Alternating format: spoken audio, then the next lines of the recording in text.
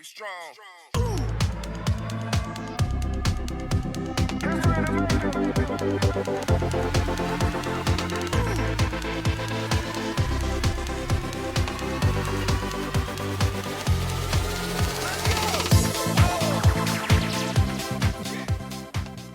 Hi, everybody. Welcome to our podcast. This is the Student Life Podcast, and we are the GSA, Gay Straight Alliance Club. We're here today to explore important conversations shaping our world. Today's episode, we're going to delve into something that's not only linguistically significant, but it's deeply tied into how we identify.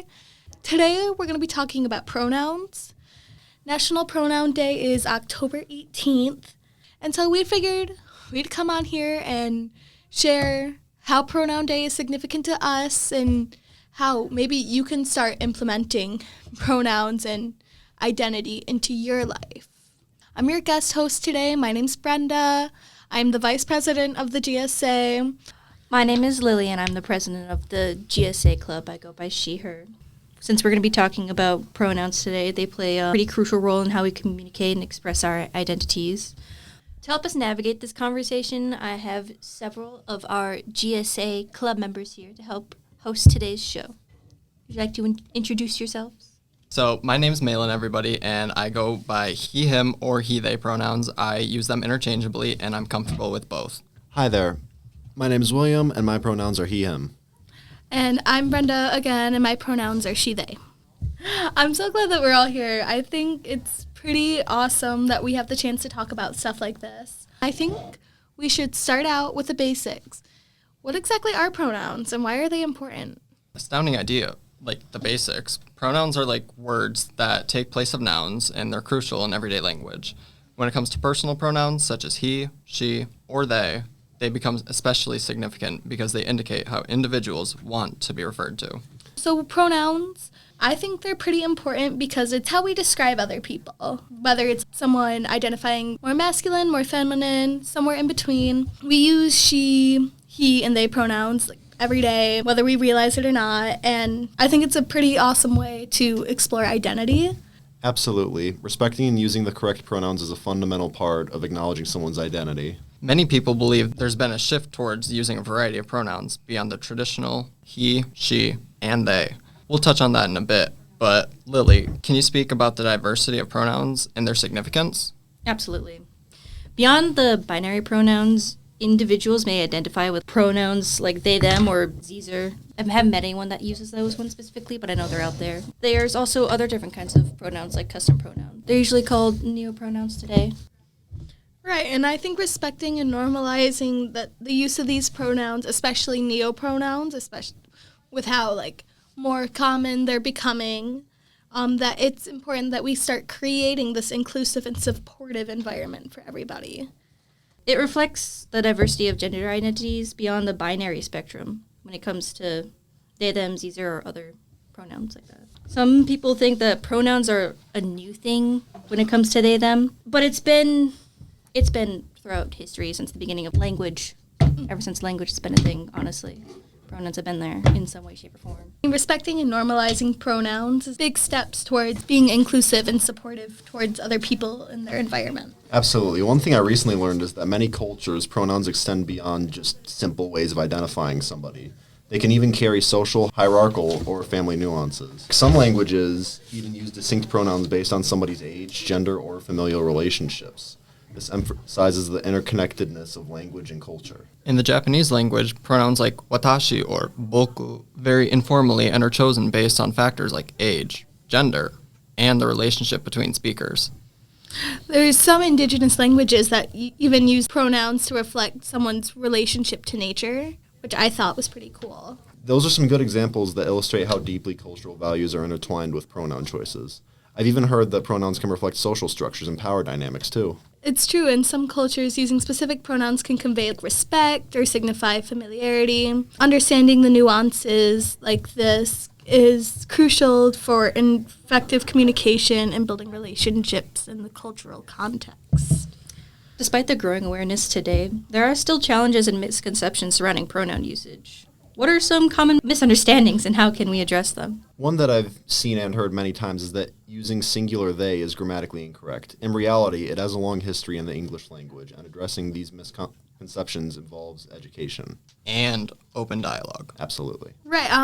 I think it's essential to create spaces where people can feel like they can ask questions without fear of judgment. One thing I've learned how to explain to people how the singular they pronoun works is if you get a call from a telemarketer and it's really hard to read their tone to realize if they are more of a masculine or feminine type voice. This random person just called me. It was a telemarketer scam. They were really annoying because it was just that one person. I've heard it explained in many different ways. Like, in a way, I've explained it to my mom. Imagine it being between he, him, and she, her. Something that she could, like, understand in some way, shape, or form. I know it can also be outside of that spectrum as well, instead of just being in between. Right. Like, one of my friends has explained it as, like, imagine having, like, a little guy in your pocket. There's two of you. Say they. Right. What are some practical tips that we can share with everyone listening who wants to be more mindful about pronoun usage? First, don't assume someone's pronouns based on appearance. And if you're not sure, ask respectfully. Could I get some examples about what asking respectfully would look like? Usually when I'm not too sure, I always start by asking, may I ask what pronouns you use, or something along those lines. Secondly, practice using gender-neutral language when appropriate, like use they, them, or y'all, maybe even everybody. I know when I'm like meeting new people for the first time, even if they present more towards one spectrum, like feminine or masculine, I typically just use they pronouns. And if the conversation carries more past casual small talk, I'll build in, hey, what pronouns do you use? Just because I try not to instantly assume. Yeah. What we've been doing with our club, honestly, is sharing our pronouns like in introductions as well. Right, but as we know, not everybody will do an introduction. Yeah. But I think normalizing and sharing pronouns in introductions creates a culture of inclusivity. For example, like, hi, my name is Brenda. I use she, they pronouns. And it allows other people to be able to build a relationship with who you really are. Mm-hmm. And that way it's not built on, oh, I thought this was who you were, and creating like that honesty and like a friendship, which to me has always been really important. So I love making sure people know that they're well loved and well cared for, especially by me, because I love loving. I love loving people and making them feel like valid and understood. You're too sweet. But sometimes people might think it's difficult to respect someone's pronouns, and it's really important for several reasons, especially around the aspect of respect and inclusivity and affirming one's identity. I think everyone wants to be seen, heard, and acknowledged, and pronouns are just one small way of doing that. Yeah, definitely. Using the correct pronouns can demonstrate a respect for an individual's specific self-identification. And I think that's a really great thing to do, not just for strangers, but also for your close friends or your family. Misgendering and using incorrect pronouns, like on purpose, can have like a negative effect on a person's mental or emotional well-being. Using the incorrect pronoun on accident, I feel like it won't be that bad for the person as long as you like correct it afterwards. And I'm like, oops, and I fix it immediately afterwards. But it's important to, even if you having that respect. It's a respect thing for sure. Yeah. I think it's, even if it is an accident or like they just came out to you and they're also exploring this gender identity themselves, Getting that used like to having that open communication and understanding like, hey, I'm not misgendering you on purpose. It's still new to me too. I'm switch. Right. It's just switching it, and I think it takes a lot of patience on both ends to be respectful and make sure that it's not an offensive thing. Proper pronoun usage is an essential aspect of creating an inclusive and diverse society. It acknowledges and embraces the diversity of gender identities beyond traditional binary. Using the correct pronouns can also build trust and strengthen your relationship with somebody. It shows that you care about them and are willing to honor their individual identity and foster a positive connection with that person. Like I said before, respecting pronouns is a step towards equality and dismantling gender stereotypes by creating that feeling of validity. It challenges preconceived notions about gender roles and contributes more to an egalitarian society. And in many places, there are legal and ethical considerations related to using correct pronouns. Some jurisdictions recognize the right to be addressed by one's preferred pronouns, and acknowledging this contributes to legal and ethical compliance. In professional and educational settings, using proper pronouns is becoming a standard practice at school here. One of my friends, Roland, specified that they use he, him, and everyone, like including teachers and whatnot, has been using he, him with him. So it's becoming a lot more standard, more common.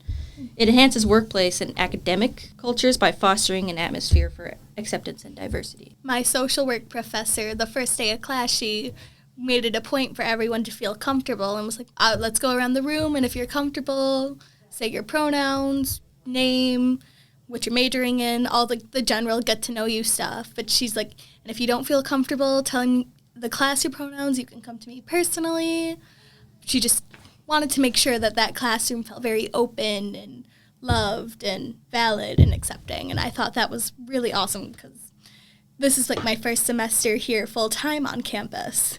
And that's just something like so different from high school, where they were just there to like teach and that's it. Mm-hmm. Here it seems like professors just care so much more, and care a lot more about their students. Really refreshing and awesome. Felt like a factory in like high school and whatnot. You're just being produced, right? Your product being like chugged out into the world. Don't forget, using the right pronouns helps in effective communication. It avoids confusion and ensures that the message is conveyed accurately, promoting clear and respectful dialogue. That's really all we had for you guys today. I appreciate all of you guys coming here and helping us shed light on the significance and the importance of pronouns and helping us create a diverse and respectful environment for everyone here on Mott campus, whether they identify as gay, queer, any sort of like gender spectrum, or they're just cisgender and just want to know more about what it means. Be more educated. Right. Having a better understanding. I think it's awesome that we're trying to be a part of creating a more educated and inclusive world. It's awesome how it can just start something as small as using a different pronoun. As we wrap up today's episode, let's remember that embracing inclusive language is not just a linguistic shift, but it's a step towards a more understanding and compassionate world.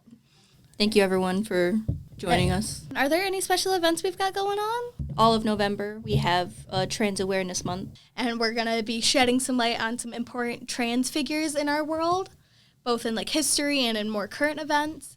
We'd love to have you guys join us and get involved.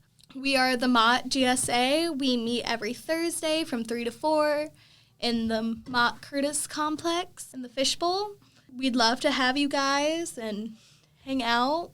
If becoming a part of GSA and being involved is something you want to be a part in, don't be afraid to stop by. We'd love new members, meeting new people. If you want to follow us on Instagram to keep up with our events that we're doing, obviously today is National Pronoun Day. November, it's National Trans Awareness Month. Our Instagram handle is MCC_Pride. So if you want to follow us there, we can keep you updated on everything our club's got going on. We will most likely be having fundraisers happen in between all of our events as well, if you ever want to support us in that way as well. I'd like to thank Lily, William, and Malin for joining me today. Thank you guys for coming out. This was fun. Mm-hmm. Thanks for having us. Be good people. Be strong.